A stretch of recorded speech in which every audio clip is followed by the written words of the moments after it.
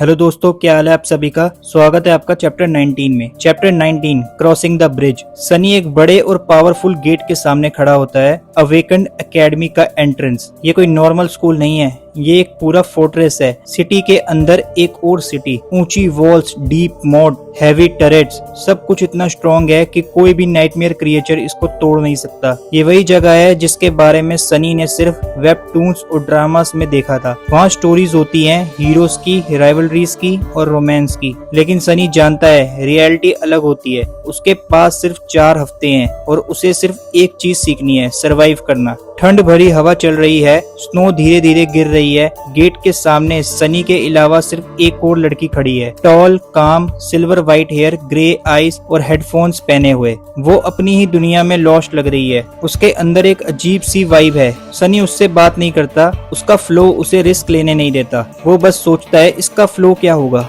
तभी huge gets धीरे धीरे ओपन होने लगते हैं। मेटल का एक बड़ा स्लैब नीचे गिरता है और एक ब्रिज बन जाता है। सनी उस ब्रिज को देखते हुए सीरियस हो जाता है। उसके दिमाग में मास्टर जेट की बातें घूम रही होती हैं। जब जेट उसे एकेडमी ले जा रही थी तब उसने सनी को 3 इम्पोर्टेंट एडवाइस दिए थे। पहला एडवाइस, एकेडमी वाले उसे बोलेंगे कि अपना नाइटमेयर एक्सपीरियंस शेयर करें, इसके बदले में उसे रिवॉर्ड मिलेगा जैसे सोल शार्ड्स। लेकिन जेट कहती है कि मत करना। सनी शॉक हो जाता है। जेट समझाती है ड्रीम रेल्म में सिर्फ मॉन्स्टर्स ही डेंजरस नहीं होते, लोग भी होते हैं। अगर किसी को तुम्हारे पावर्स और फ्लो के बारे में पता चल गया तो वो तुम्हें इजीली डिफीट कर सकते हैं। जितने कम लोग तुम्हारे सीक्रेट्स जानेंगे उतना बेहतर। सनी समझ जाता है ये एडवाइस लाइफ सेविंग है। दूसरी एडवाइस, एकेडमी में बहुत सारे कोर्सेज होंगे, कॉम्बैट, मैजिक, आर्टिफैक्ट, सब कुछ। लेकिन जेट कहती है सब इग्नोर कर दो। सनी कंफ्यूज्ड हो जाता है। जेट बोलती है सिर्फ विल्डरनेस सर्वाइवल सीखो। फिर वो पूछती है नाइटमेयर में तुम्हारे लिए सबसे बड़ा डेंजर क्या था।